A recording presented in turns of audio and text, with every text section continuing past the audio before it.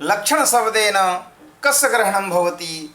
निष्कर्षेण अधिकं नत्र व्याख्यानं क्रियते, किन्तु निष्कर्षेण इदमेव वक्तुं शक्यते यदत्र लक्षण शब्देन लक्ष्यतावच्छेदक समनीय तत्त्वम् इति न धर्तुं शक्यते, न वा गृह्यते।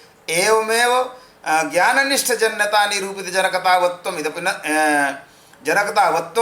इदमपि न गृह्यते। किन्तु यः ज्ञापकः लक्षणपदेन अत्र ज्ञापकत्वं स्वीक्रियते।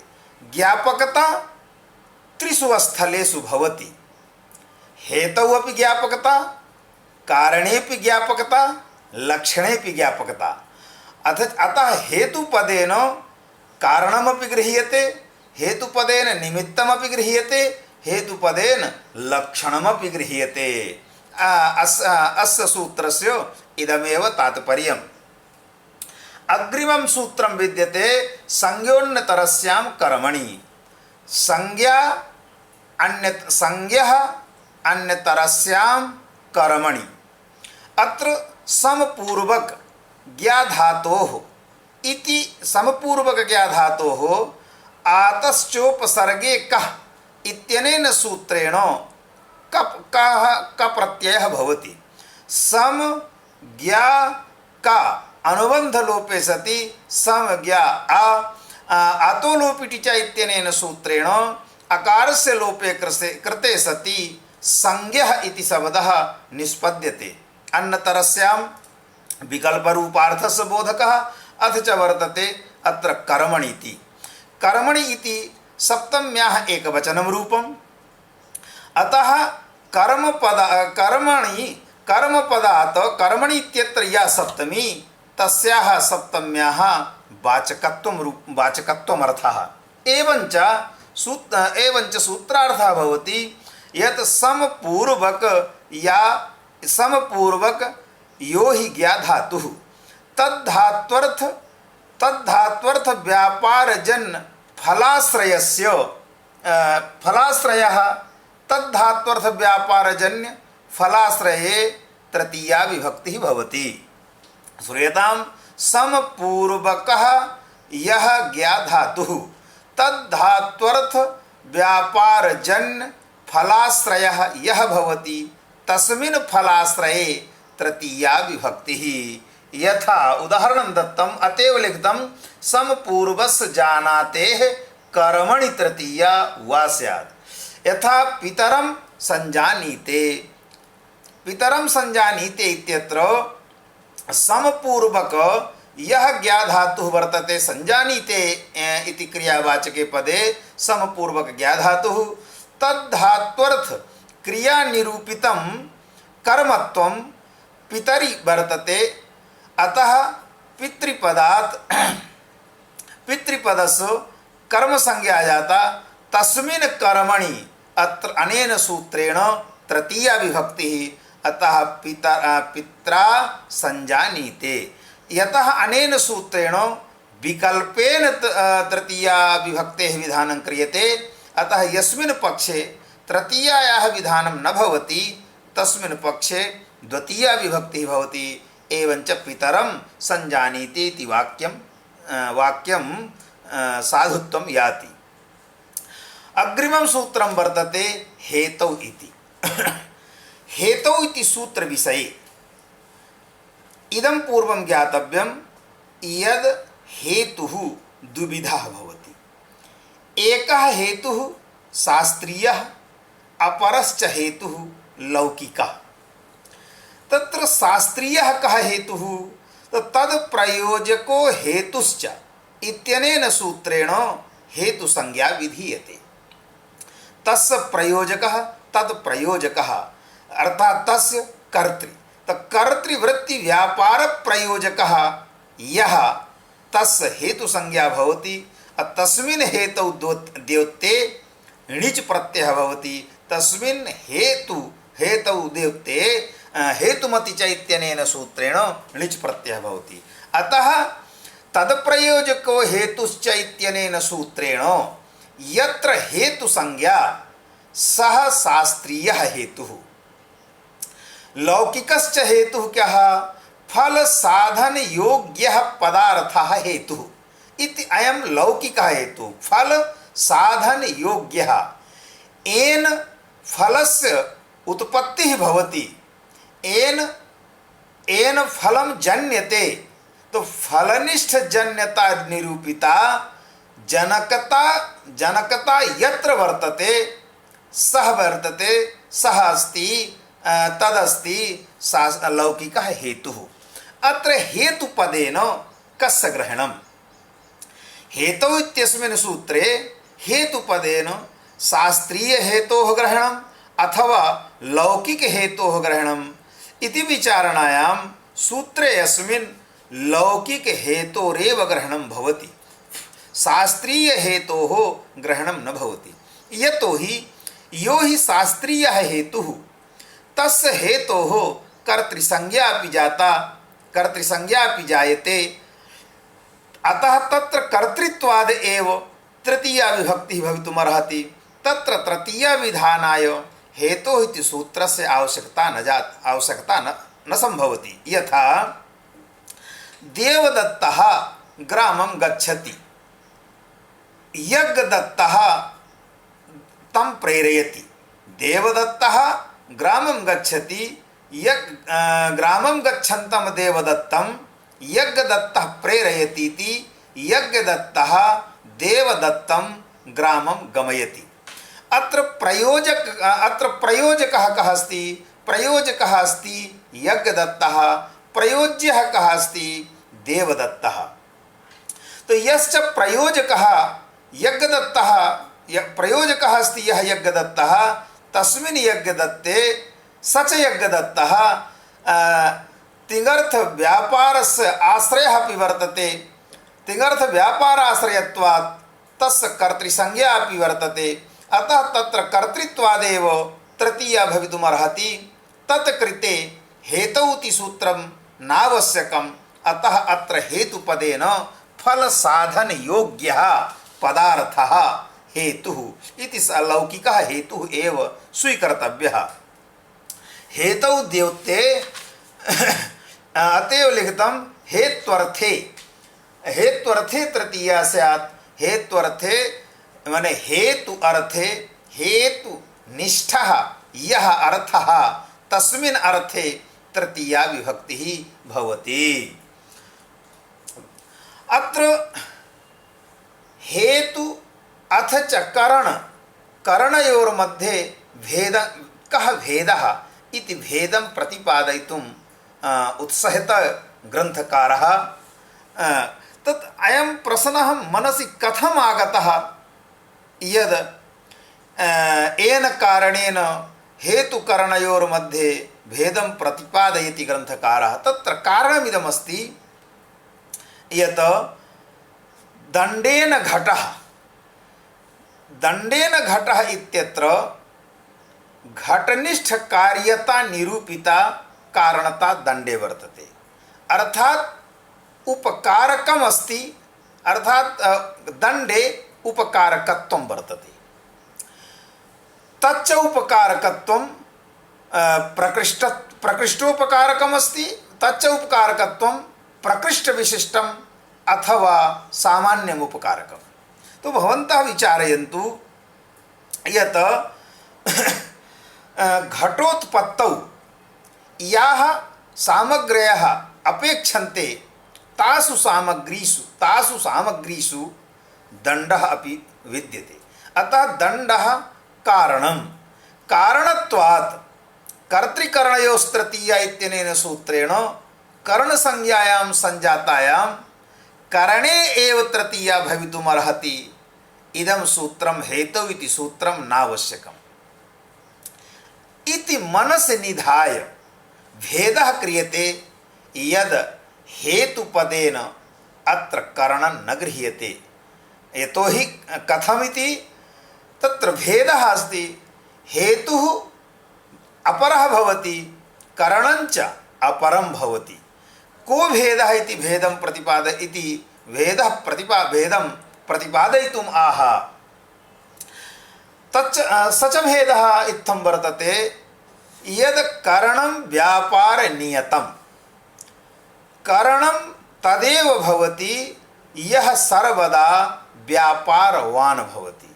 व्यापारहीनं करणं न दृश्यते, व्यापारहीनं व्यापाररहितं करणं न भवति।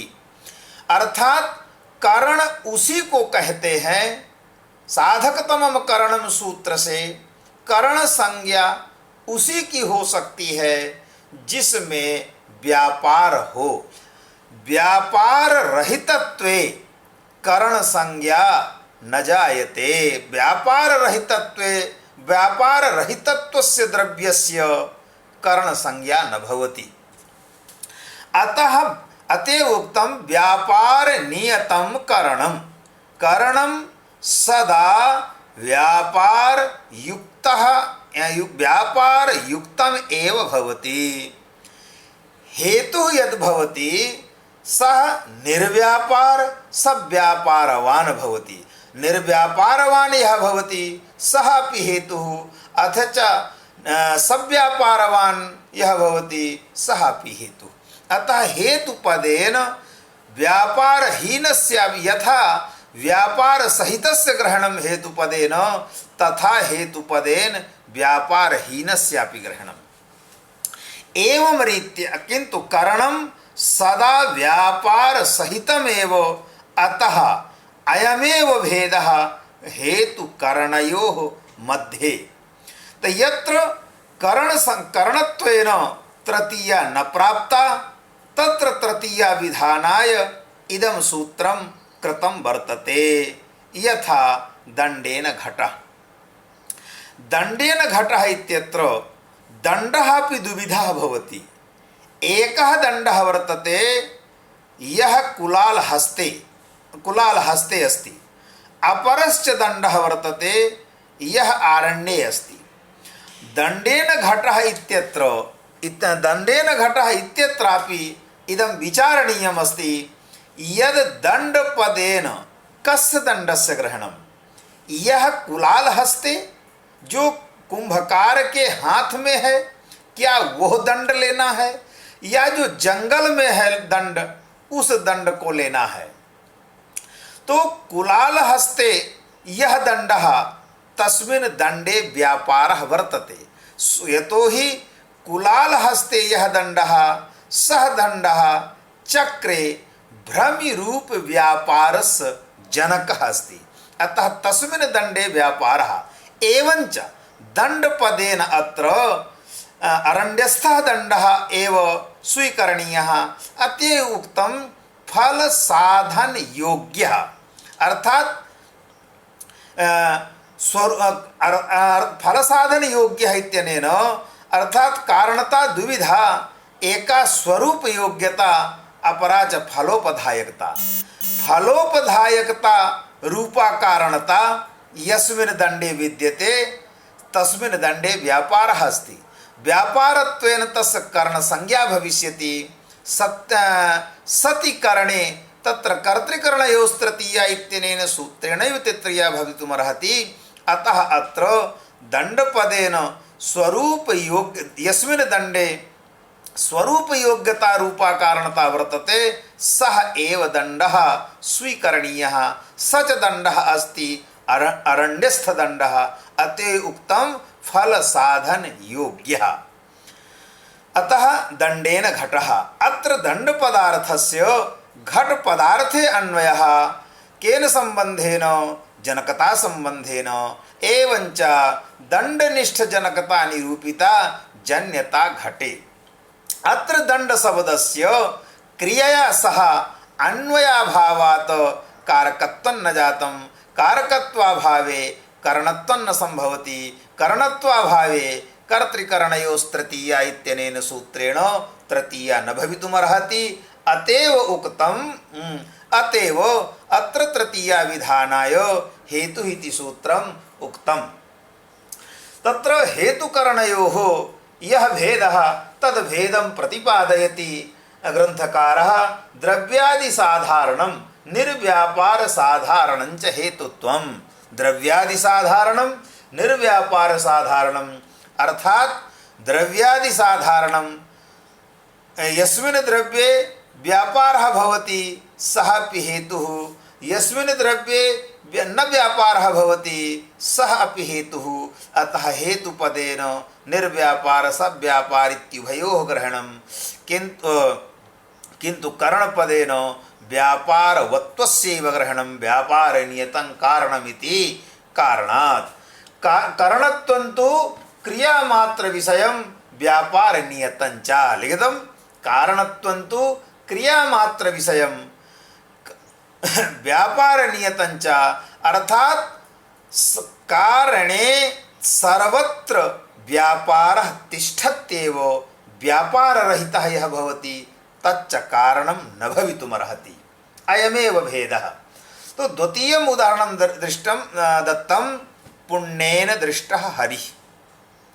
पुण्येन दृष्टः हरिः इत्यत्र अत्र दृष्टपदेन पूर्वं विवेचनीयं, दृष्टपद से किसको लेना है, अर्थात पुण्य के कारण हरि का दर्शन हुआ, हरि का ज्ञान हुआ।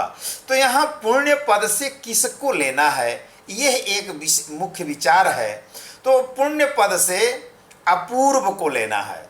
ऐसी मान्यता है, ऐसा सिद्धांत है कि जब कोई व्यक्ति यज्ञ करता है तो स्वर्ग कामो यजेत इत्यत्र स्वर्गम उद्दिश्य जनः यागः विधीयते, किंतु इदं तु निश्चप्रचमेव यद स्वर्ग प्राप्ति ही मृत्यु अनंतरमेव भवितुमर्हति। स्वर्ग प्राप्ति ही प्राण वियोगानंतरमेव भवितुमर्हति। यज्ञ क्रियायाः यज्ञ कर्मणः संपादनम् अद्य कृतं, प्राण वियोगः जातः 50 वर्षानन्तरम्, अतः सच यज्ञः स्वर्गं प्रति कारणं न भवितुमर्हति, कार्याव्यवहित प्राक्षणावच्छेदेन वृत्तित्वाभावात्। अतः यज्ञस्य कारणत्व संपादनाय मध्ये स्वर्ग प्राप्ति अथ च यज्ञ इत्युभयोर् मध्ये एकः अपूर्वः स्वीकृतः। तस्य अपूर्वस्य इदमेव कार्यं वर्तते यद यावत् पर्यन्तं स्वर्गं न प्रापयति तावत् पर्यन्तं सः अपूर्वः तिष्ठति, स्वर्ग प्राप्ति अनन्तरमेव तस्य अपूर्वस्य नाशः अथवा निवृत्तस्य अपूर्वस्य निवृत्तिः। अतः पुण्यपदेन अपूर्वस्यैव ग्रहणं करणीयम्। अर्थात जैसा कि किसी ने यज्ञ किया स्वर्ग के लिए, तो स्वर्ग की प्राप्ति तो सदैह नहीं हो सकती है, स्वर्ग की प्राप्ति तो मृत्यु के अनंतर ही होगी। यज्ञ किया पुष्कर तिवारी, आज किसी ने, पुष्कर तिवारी सुनो ना ध्यान से, यज्ञ किया किसी व्यक्ति ने आज और उसकी मृत्यु हुई 25 वर्ष बाद, तो जो स्वर्ग की प्राप्ति है उस स्वर्ग प्राप्ति का कारण यज्ञ कैसे हो सकता है, क्योंकि कारण तो वही होता है ना जो कार्य से अव्यवहित पूर्व हो। यहाँ तो 25 वर्ष का अंतराल है, कैसे यज्ञ कारण हो सकता है? इसलिए उसकी कारणता का निर्वाह करने के लिए मध्य में एक अपूर्व की कल्पना की गई है। उस अपूर्व का यही एक उद्देश्य है कि जब तक वो स्वर्ग की प्राप्ति नहीं करा देता तब तक उसकी निवृत्ति नहीं, तब तक उसका विनाश नहीं होता। जब वो स्वर्ग की प्राप्ति करा दिया तभी उस अपूर्व की निवृत्ति होती है। इसलिए यहाँ पुण्य पद से अपूर्व ही लेना चाहिए, यागादि क्रिया नहीं लेना चाहिए। अगर यागादि क्रिया लेंगे पुण्य पद से तो स्वतः वो क्रिया हो गया तो स्वतः करण में तृतीया हो जाएगी। फिर इस सूत्र का उदाहरण कैसे हो सकता है? अतः अत्र पुण्य पदेन अपूर्वस्य ग्रहणम्। पुण्येन दृष्टः हरिः इत्यत्र यद्यपि दृश्य धात्वर्थ क्रिया निरूपितं करणत्वं पुण्य वर्तते, किंतु पुण्यः व्यापारवान नास्ति। पुण्यः व्यापारवान नास्ति, अतः व्यापारवत्वाभावात् अत्र करण संज्ञा न संभवति, करणे तृतीया असंभवा। अतः अत्रापि पुण्यपदादपि हेतु इति सूत्रेण तृतीया पुण्येन दृष्टः हरिः। अत्र हेतुपदेन अन्यस्य कस्य ग्रहणं तदपि प्रतिपादयति यत् कश्चन जनः, कोई भी व्यक्ति कहीं कहीं पर अगर रुका हुआ है तो उसके अगर विचार किया जाए तो उसके रुकने का उद्देश्य क्या है, किस लिए रुका है, क्यों? क्योंकि ये आज के परिप्रेक्ष्य में ये सुनिश्चित है कि प्रयोजनम अनुद्दिश्य मंदोपि न प्रवर्तते। जो बुद्धिमान है उसकी तो बात छोड़ दीजिए, जो विचार शून्य है अगर उसको भी फल नहीं दिखाई दे रहा तो वह भी किसी कार्य में प्रवृत्त नहीं होता। लेकिन जब एक विचार शून्य व्यक्ति किसी बिना फल के किसी कार्य में प्रवृत्त नहीं हो सकता तो बुद्धिमान की क्या बात है। अतः यद यद कार्यम तद फलाधीनम, जो भी कार्य है वो सब फल के अधीन है, फल के उद्देश्य से है। तो प्रकृति में कोई व्यक्ति देवदत्त जो है कहीं रह रहा है, वहाँ रहने का कारण क्या है? तो अगर रहने का कारण सोद्देश्यक वास है तो रहने का कारण है उसका अध्ययन। तो अध्ययन हेतु को उसका वास है, रहने फल है उसका, रहने का वास का हेतु है अध्ययन। अतः अत्र हेतु पदेन फलमपि, हेतु पद से फल को भी लिया जाता है। वही ग्रंथकार ने लिखा कि फलमपि इहि हेतु, इहि अस्मिन् सूत्रे हेतु पदेन लौकिकम यत फलम तत् फलमपि हेतु पदेन स्वीक्रियते। फलमपि द्विविधं भवति, एकं शास्त्रीयं फलम अपरं च लौकिकं फलम। शास्त्रीयं फलम अस्ति धात्वर्थ व्यापारस्य यः आश्रयः तदाश्रयः, धात्वर्थ व्यापारजन्य यह फलाश्रयः या धात्वर्थ व्यापारजन्यं यत् फलं तत्फलं शास्त्रीयं फलम्। किंतु यम यदुद्दिश्य या यम उद्दिश्य कार्यं विधीयते, यम उद्दिश्य क्रियायां प्रवृत्तिः तम तस्याः क्रियायाः